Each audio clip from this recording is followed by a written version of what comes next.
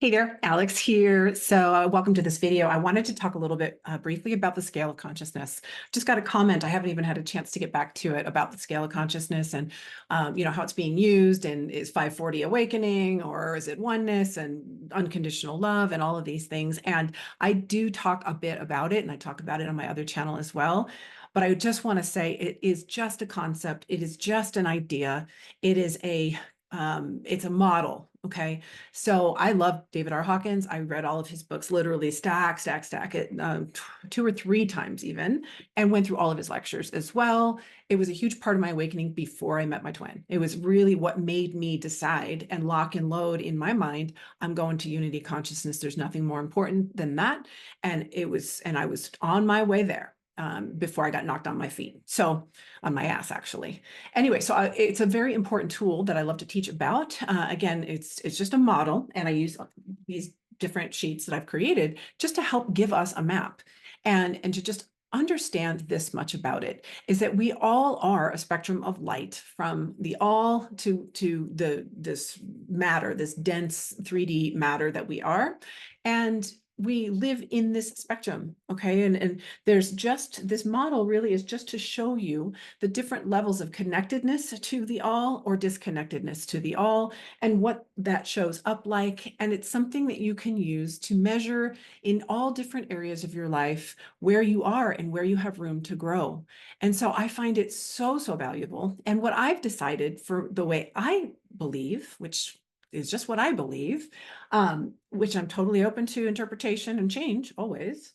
I really believe that, at least for me, from where I was at the beginning of this journey, is that to get to inner love and oneness at 540, which is also known as unconditional love, is where I definitely needed to be with my twin, to bring him back in. But I also had already had that goal for everyone else. Is that unity consciousness? Some people say it's not. I say it is.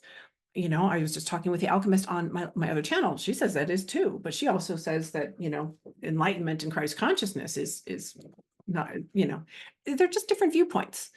The goal here is just to know that when you come into a sense of unity, it's an inner thing that we're really going for here. And so I'm going to continue to talk about that.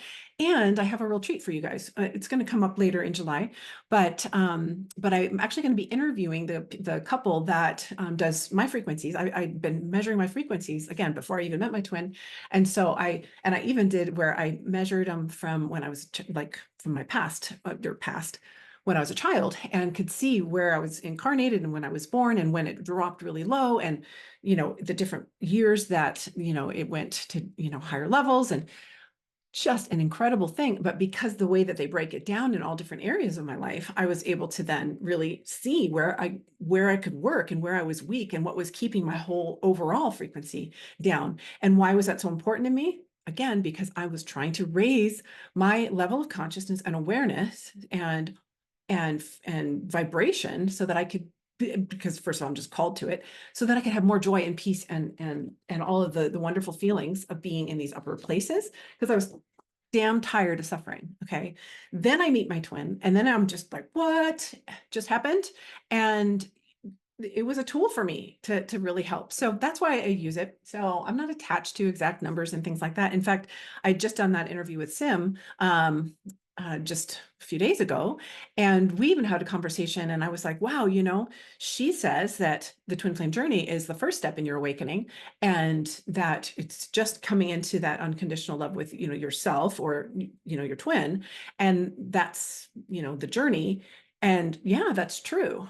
For me, I had done it in almost every other area, and it wasn't until that last piece that I wasn't willing to get, deep into, which maybe I'll talk about that here.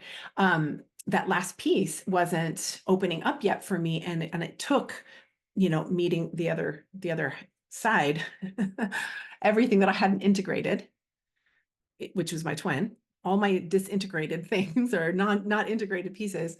I had to meet that and face that in order to come into the next levels for me. And so that, Yeah. So make sure you also watch the video that I'm going to do here in just a little bit called, I'm going to have in the title, You Pushed Out. Okay. That's going to be part of the title. And it's going to be really the bigger picture of how I see this, which is, I just think, I hope will help you as much as it helps me, because it's where I had to go in my mind to remind myself that we're one, right? So anyways, back to the scale of consciousness. I have these people, I'm actually doing the interview for my other channel, but I'm going to ask them a few questions around this journey, because even some of the ones that they had done before that they had measured, you could tell who the twin flames were, because they did a bunch of couples, and who were in narcissistic, the narcissist empath dynamic and so on. And it's really fascinating to be able to see what's going on there. And I've had a couple of other measurements done with other people that, important people in my life, just because I couldn't discern. There were periods when I just couldn't discern. I didn't trust my own intuition. That was part of my healing, was trusting my own intuition, because I was still in some wounded spaces when it came deep down to me and my own sense of worth. So yeah, I kind of relied a little bit on some objective data, and that's something that they were able to provide.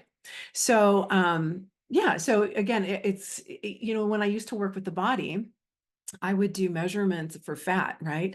And I would use calipers, and then I would also do measurements.